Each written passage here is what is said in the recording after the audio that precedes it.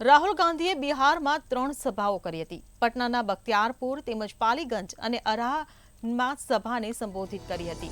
સભામાં પીએમ મોદી પર નિશાન સાધતા રાહુલે કહ્યું કે ઈડીથી બચવા માટે તેઓ કહે છે કે મોટા નિર્ણયો હું નહીં પરંતુ ભગવાન લે છે। રાહુલે કહ્યું કે જો કોંગ્રેસ સરકાર બનાવશે તો ઈડી અદાણી પર તેમની પૂછપરછ કરશે। જ્યારે પટનાના બખ્તિયારપુરમાં સભાને સંબોધતા રાહુલે ખાતરી આપી કે મોદી આ વખતે પીએમ નહીં બને। રાહુલે કહ્યું કે દેશના વડાપ્રધાને 10 વર્ષમાં કંઈ જ નથી કર્યું। તેમણે કહ્યું કે મોદીજી લાંબા ભાષણ આપવાનું બંધ કરો અને દેશને વિભાજિત કરવાનો પ્રયાસ ન કરો। નરેન્દ્ર મોદી ગમે તે કહે, ભારતમાં 4 જૂન પછી ગઠબંધનની સરકાર બનવા જઈ રહી છે। આ બંધારણની ચૂંટણી છે।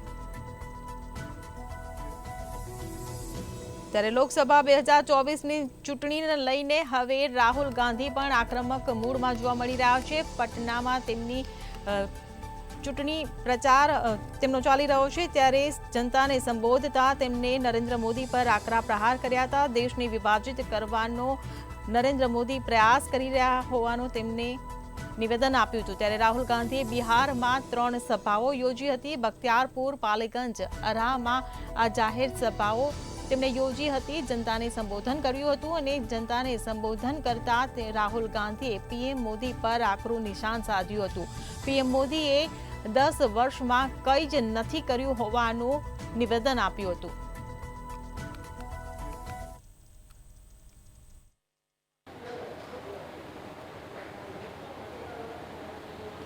જે લોકસભાના અંતિમ ચરણની અંદર જે ચૂંટણીનો જે પ્રચાર અને પ્રસાર દિવસે ને દિવસે વધી રહ્યો છે, ત્યારે જે રાજ્યો બાકી રહે છે તેની અંદર કોંગ્રેસ તેમજ ભાજપ બંને પક્ષ જે છે તે એડી ચોટીનું જોર લગાવી રહ્યા છે। લોકસભાના ઇલેક્શનના જે છેલ્લા ચરણની અંદર હાલ રાહુલ ગાંધીએ બિહારની અંદર 3 સભાને સંબોધન કર્યું હતું। આ 3 જે સભા છે તે પૈકીના તમામ જગ્યાઓ પર રાહુલ ગાંધીએ મોટી સંખ્યામાં જે કોંગ્રેસી કાર્ય તેમજ સ્થાનિકો છે તેને સભા દ્વારા સંબોધન કર્યું હતું। સાથે સાથે તેમણે વડાપ્રધાન નરેન્દ્ર મોદીને પણ આડે હાથ લીધા હતા, ભાજપને પણ આડે હાથ લીધા હતા અને સાથે જ તેમણે જે પોતાનો મેનિફેસ્ટો છે તેને લઈને પણ ચર્ચા કરી હતી। જો વાત કરવામાં આવે રાહુલ ગાંધીની જે ભાષણ, તો રાહુલ ગાંધી 18 મિનિટ સુધી પોતાનું જે ભાષણ છે તે બિહારની અલગ અલગ સભાઓની અંદર આપ્યું હતું। પૈકી એક જગ્યા ઉપર તેમણે કહ્યું છે કે વડાપ્રધાન નરેન્દ્ર મોદી આગામી વખત ફરી વખત એટલે કે પ્રધાનમંત્રી નથી બનવાના। આ પ્રમાણે તેમણે એક નિવેદન આપ્યું છે અને નિવેદનના સાથે સાથે તેમણે કહ્યું છે કે વડાપ્રધાન નરેન્દ્ર મોદી જે લાંબા લાંબા ભાષણ આપી રહ્યા છે તેમણે ભાષણ ટૂંકાવવા જોઈએ અને સાથે લોકો માટે શું કાર્યો કર્યા તેની વાત કરવી જોઈએ। ફક્ત વાતો કરવાથી દેશ નથી ચાલતો, પરંતુ કામગીરી કરવાથી દેશ ચાલે છે। વડાપ્રધાન નરેન્દ્ર મોદીએ 10 વર્ષની અંદર કોઈ પણ પ્રકારના મોટા કામ કર્યા નથી જે તેઓ ગણાવી શકે। આ સાથે તેમણે હંમેશા કોંગ્રેસને અને કોંગ્રેસ પરિવારના જે લોકો છે તેઓને પરેશાન કરવા સિવાય બીજું કોઈ કામ કર્યું નથી। લોકોને ઈડી અને સીબીઆઈ દ્વારા જે ધમકી આપવાની, દબાણ કરવાની જે વાત છે તે કરી છે। ત્યારે વિપક્ષને હેરાન કરવા સિવાય તેમણે કોઈ કાર્ય કર્યા નથી। 10 વર્ષની અંદર જો મોટા કાર્ય કર્યા હોય તો તેમણે મતો માંગવાની જરૂર ના પડે, આ રીતની વાત છે તે કરી છે। આ સાથે સાથે તેમણે કહ્યું છે કે વડાપ્રધાન નરેન્દ્ર મોદી પોતાને ભગવાનનો અવતાર ગણાવી રહ્યા છે, પરમાત્મા સાથે તેઓ સરખાવી રહ્યા છે।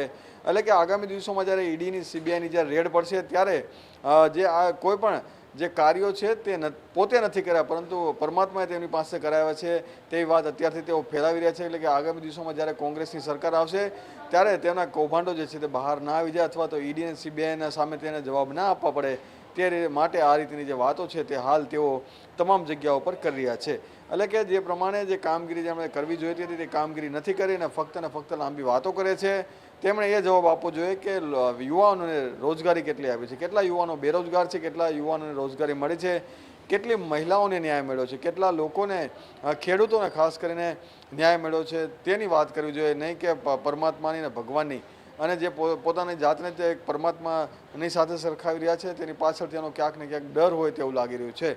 આ રીતની વાત જે છે તે જે અલગ અલગ સભાઓની અંદર કરી છે અને સાથે આગામી દિવસોમાં કોંગ્રેસે જે પોતાનો મેનિફેસ્ટો છે તે મેનિફેસ્ટોના ભાગરૂપે જે અલગ અલગ યોજનાઓ જે રહેલી છે તે યોજનાઓમાં કેટલો ફાયદો લોકોને થવાનો છે, યુવાઓને થઈ જવાનો છે, સાથે 30 લાખ નોકરીઓ જે ખાલી જગ્યાઓ પડી છે તેની અંદર ભરતી કરવાની વાત પણ છે તે પણ કરી છે। અને સાથે મહિલાઓ માટેની જે 1 લાખ જે યોજનાના ભાગરૂપે દર વર્ષે 1 લાખ રૂપિયા આપવાની જે વાત છે તે પણ આ મહાલક્ષ્મી યોજના અંદર કરવામાં આવી છે. એટલે આ રીતની જે વાત છે તે સભાની અંદર કરી છે અને સાથે જ આગામી દિવસોમાં પણ જ્યારે કોંગ્રેસની સરકાર આવશે ત્યારે કેવા કેવા લાભો છે તે લોકોને મળવાના છે. સાથે જ જે પ્રમાણે ગઠબંધનનું જે માળખું જે છે તેનાથી પણ લોકોને કેટલો ફાયદો થવાનો છે આ વાત જે છે તેમણે કરી છે. જી.